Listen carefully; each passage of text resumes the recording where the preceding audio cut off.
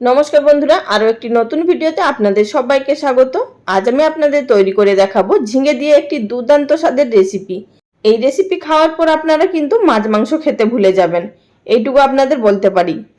যখন যে কোনো সবজি একঘেয়েমি খেতে খেতে বোর হয়ে যাবেন, তখন কিন্তু একটু অন্যরকম ভাবে ঘুরিয়ে ফিরিয়ে যদি রান্না করেন, তাহলে কিন্তু সেই সবজির টেস্ট সম্পূর্ণ আলাদা হয়ে যাবে। তো সেই রকমই আমি আপনাদের আজকে ঝিঙের একটি নতুন রেসিপি তৈরি করে দেখাবো। আর প্রত্যেকটা উপকরণই কিন্তু আমাদের প্রত্যেকের বাড়িতেই থাকবে। তো বন্ধুরা, আমি এখানে সবার প্রথমে নিয়ে নিয়েছি দুটো মাঝারি সাইজের ঝিঙে, আর নিয়েছি একটি বড় সাইজের আলু। আমি এখানে কাটার আগে ধুয়ে নিয়েছি এবং আমার পছন্দ অনুযায়ী কেটে নিয়েছি।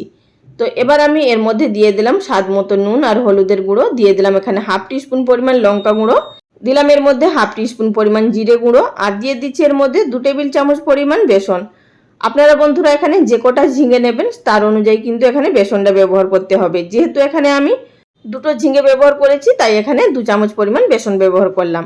এবার দিলাম 1 টিস্পুন পরিমাণ রসুন এবং আদা বাটা। এবার এই সমস্ত উপকরণগুলোকে খুব ভালোভাবে হাত দিয়ে আমাদের মেখে নিতে হবে। এর মধ্যে কিন্তু কোনো রকমভাবে জলের ব্যবহার করা একদমই যাবে না। যেহেতু নুন দেওয়া আছে আর ঝিঙে থেকেও কিন্তু জল বেরোবে, তাই দিয়েই আমাদের মাখা হয়ে যাবে। এবার এটিকে রেস্টে রেখে দিচ্ছি 5 মিনিট মতো। তারই মাঝখানে আমরা চলে যাব অন্য পদ্ধতিতে। গ্যাস ওভেনে একটি কড়াই বসিয়ে প্রথমে দিয়ে দিচ্ছি এর মধ্যে 1.5 টেবিল চামচ পরিমাণ সাদা তেল। আপনারা এখানে সাদা তেল বা সর্ষের তেল যে কোনো কিছু দিয়ে করতে পারেন। তেল গরম হয়ে যাবার পর দিয়ে দিলাম এর মধ্যে হাফ টিস্পুন পরিমাণ গোটা জিরে। এবার জিরেটা কয়েক সেকেন্ড ভেজে নেওয়ার পর এবার আমি এর মধ্যে অ্যাড করে দিচ্ছি একটি বড় সাইজের পেঁয়াজ, সেটিকে ছোট ছোট কুচি করে নিয়েছি। এবার গ্যাসের ফ্লেম মিডিয়াম টু লোতে থাকা অবস্থাতে এটিকে নাড়াচাড়া করে ভেজে নেব যতক্ষণ না পেঁয়াজের কালার চেঞ্জ হয়ে আসছে। পেঁয়াজটা যতক্ষণে ভাজা হচ্ছে ততক্ষণে আমরা চলে যাব অন্য পদ্ধতিতে। তো বন্ধুরা, আমরা যে আগে থাকতে ঝিঙেটা মেখে রেখেছিলাম সেই ঝিঙেটা এবার আমরা ভেজে নেব। তার জন্য গ্যাস ওভেনে অপরদিকে আরও একটি কড়াইয়ের মধ্যে দিয়ে দিলাম 1 টেবিল চামচ পরিমাণ সর্ষের তেল। তেলটা খুব ভালোভাবে গরম করে নিতে হবে। তারপর গ্যাসের ফ্লেম একদম হাইতে থাকা অবস্থাতে আগে থাকতে মেখে রাখা ঝিঙে এবং আলুটাকে দিয়ে নিতে হবে। মিডিয়াম টু হাই ফ্লেমে থাকা অবস্থাতে আমাদের এটিকে ভেজে নিতে হবে মিনিট 5 জন্য। গ্যাসের ফ্লেম কিন্তু লোতে করা যাবে না, তা না হলে কিন্তু ঝিঙে থেকে জল ছেড়ে দেবে আর ঝিঙেগুলো ভালোভাবে ভাজা হবে না। তো বন্ধুরা, যতক্ষণে ভাজা হচ্ছে ততক্ষণে আমরা চলে যাচ্ছি যেদিকে আমরা পেঁয়াজটা ভাজছিলাম। তো পেঁয়াজটা আমাদের এদিকে ভাজা হয়ে গেছে, আর এর থেকে বেশি কিন্তু কালার চেঞ্জ করব না, তা না হলে পেঁয়াজ পুড়ে যাবে। এবার এর মধ্যে দিয়ে দিলাম 1.5 টেবিল চামচ পরিমাণ আদা রসুন বাটা। আদা রসুনের সঙ্গে আমি এর মধ্যে দিয়ে দিচ্ছি হাফ টিস্পুন পরিমাণ হলুদের গুঁড়ো। যেহেতু এখানে আদা রসুন বাটাটা পড়েছে তাই তেল ছিটকে আসতে পারে, যদি হলুদ গুঁড়ো দিয়ে দেওয়া হয় আর কিন্তু তেল ছিটকে আসবে না। এবার এটিকে নাড়াচাড়া করে ভেজে নেব যতক্ষণ না আদা রসুন থেকে কাঁচা গন্ধ চলে যাচ্ছে। তো অবশ্যই কিন্তু বন্ধুরা এখানে গ্যাসের ফ্লেম একেবারে লোতে রেখেই আমাদেরকে ভাজতে হবে। তো আমাদের এখানে আদা রসুনটা ভাজা হয়ে গেছে। ঠিক এই পর্যায়ে আমি এর মধ্যে অ্যাড করে দিচ্ছি কিছুটা পরিমাণ জল। যে বাটির মধ্যে মশলাটা রেখেছিলাম সেই বাটিটা ধুয়ে এখানে 3 থেকে 4 টেবিল চামচ পরিমাণ জল দিলাম।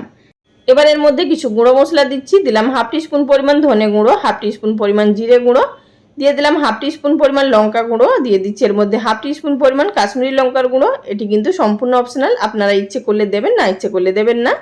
আর ঝালটা আপনারা নিজেদের টেস্ট অনুযায়ী দেবেন। আর দিলাম হাফ টিস্পুন পরিমাণ কিচেন কিং মশলা, তার সঙ্গে দিয়ে দিলাম একটি গ্রেট করে নেওয়া টমেটো। টমেটোটা অবশ্যই কিন্তু একটু বড় সাইজের দেখে দেবেন, আর যদি ছোট সাইজের থাকে দুটো দেবেন। এতে করে এই গ্রেভির টেস্ট ভীষণই ভালো হবে। আর বন্ধুরা, এখানে আপনারা চাইলে কিচেন কিং মশলার পরিবর্তে যে কোনো কারি মশলা দিতে পারেন বা নাও দিতে পারেন। তো বন্ধুরা, গ্যাসের ফ্লেম একেবারে লোতে থাকা অবস্থাতে ঢাকা দিয়ে দিয়ে আমাদের এই মশলাটাকে ভেজে নিতে হবে। অপরদিকে আমরা যে ঝিঙেগুলো ভাজতে বসিয়েছিলাম সেই ঝিঙেগুলো কিন্তু প্রায় ভাজা হয়ে এসছে। এর থেকে আমরা আর বেশি ভাজবো না, তা না হলে কিন্তু পুড়ে যাবে। যেহেতু বেসন দেওয়া আছে তলার দিকে লেগে যেতে পারে। আর অবশ্যই কিন্তু মাঝে মধ্যে কিন্তু নাড়াচাড়া করে নেবেন, তা না হলে কিন্তু তলার দিকে লেগে যাবে। তো বন্ধুরা, এখানে দেখুন আমাদের মশলাটাও প্রায় ভাজা হয়ে এসছে, একদম তেল ছাড়তে শুরু করেছে আর দানা দানা ভাবও চলে এসছে মশলার মধ্যে। এবার একটু নাড়াচাড়া করে মিশিয়ে নেব। মিশিয়ে নেওয়ার পর এবার গ্যাসের ফ্লেম লোতে থাকা অবস্থাতেই আমরা এর মধ্যে অ্যাড করে দেব আগে থাকতে ভেজে রাখা ঝিঙে এবং আলু। বন্ধুরা, ভিডিও চলাকালীন ছোট্ট একটি অনুরোধ, যদি আমার চ্যানেলে কেউ নতুন দর্শক বন্ধু হয়ে থাকেন আর ভিডিওটি দেখার পর যদি আপনাদের ভালো লাগে, চ্যানেলটি সাবস্ক্রাইব করে নেওয়ার অনুরোধ রইল। পাশে থাকা বেল বাটনটি অবশ্যই প্রেস করে রাখবেন, এতে করে আমার পরবর্তী ভিডিওর নোটিফিকেশন সবার আগে পেয়ে যাবেন। আর যারা ফেসবুক পেজ থেকে দেখছেন তাদের কাছেও রিকোয়েস্ট রইল পেজটি ফলো করে নেওয়ার জন্য। তো বন্ধুরা ঝিঙে আলু দিয়ে ভালোভাবে নাড়াচাড়া করে 2 থেকে 3 মিনিট মতো লো ফ্লেমে কষিয়ে নিলাম। তারপরে যেই কড়াইয়ের মধ্যে ভেজেছিলাম ঝিঙে সেই কড়াইটা ধুয়ে কিছুটা পরিমাণ জল দিয়ে দিলাম, যাতে করে যেইটুকু বাকি আছে ঝিঙে এবং আলু সিদ্ধ হতে সেটি কিন্তু সিদ্ধ হয়ে যাবে। আবারও কিন্তু গ্যাসের ফ্লেম লোতে থাকা অবস্থাতে এটিকে ঢাকা দিয়ে রান্না করে নেব প্রায় 5 থেকে 6 মিনিট মতো। এর মধ্যেই কিন্তু খুব সুন্দরভাবে সিদ্ধ হয়ে গেছে ঝিঙে এবং আলু। সেটা আমি আপনাদেরকে নাড়াচাড়া করে প্রথমে দেখিয়ে দিচ্ছি, তারপর ঝিঙে এবং আলু সেটাও আমি আপনাদেরকে ভেঙে দেখিয়ে দিচ্ছি যে খুব সুন্দরভাবে সিদ্ধ হয়ে গেছে। তো বন্ধুরা এখানে তো ঝিঙে এবং আলু খুব ভালোভাবে সিদ্ধ হয়ে গেছে, তবে কিন্তু আমি এর মধ্যে আরও একটু গ্রেভি রাখবো, তাই জন্য এর মধ্যে সামান্য পরিমাণ জলের ব্যবহার করব। আর আপনারা যদি এরকম শুকনো শুকনো রাখতে চান সেক্ষেত্রে আর জল দেওয়ার কোনো প্রয়োজন নেই। তবে এখানে আমি খুব বেশি ঝোল রাখবো না, শুধু হালকা একটু গ্রেভি রাখবো। তো সামান্য পরিমাণ জল দিয়ে নিলাম এবং গ্যাসের ফ্লেম মিডিয়াম টু হাইতে থাকা অবস্থাতে এটিকে মিনিট খানিকের জন্য ফুটিয়ে নেব। তারপর আমি এর মধ্যে এড করে দিচ্ছি 1/4 টিস্পুন পরিমাণ গরম মশলার গুঁড়ো। আর আপনারা চাইলে এখানে ধনেপাতা কুচিও ব্যবহার করতে পারেন। এবার এটিকে নাড়াচাড়া করে মিশিয়ে নেব।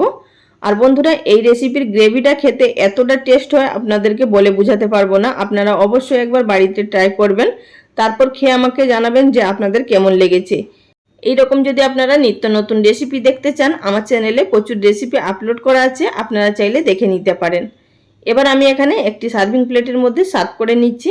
তো দেখতেই পাচ্ছেন বন্ধুরা আগের তুলনায় কিন্তু অনেকটাই গ্রেভিটা ঘন হয়ে গেছে, যেহেতু এখানে বেসন ব্যবহার করা হয়েছে। আর এখানে আমি যা যা ব্যবহার করলাম প্রত্যেকটা উপকরণই প্রত্যেকের বাড়িতেই থাকে। তো বন্ধুরা আজকের রেসিপি আপনাদের কাছে কেমন লাগলো অবশ্যই লাইক কমেন্ট করে জানাবেন। আজ এই পর্যন্ত, আগামী দিন কোনো এক নতুন রেসিপি নিয়ে আবারও হাজির হয়ে যাব। সবাই ভালো থাকবেন, নমস্কার।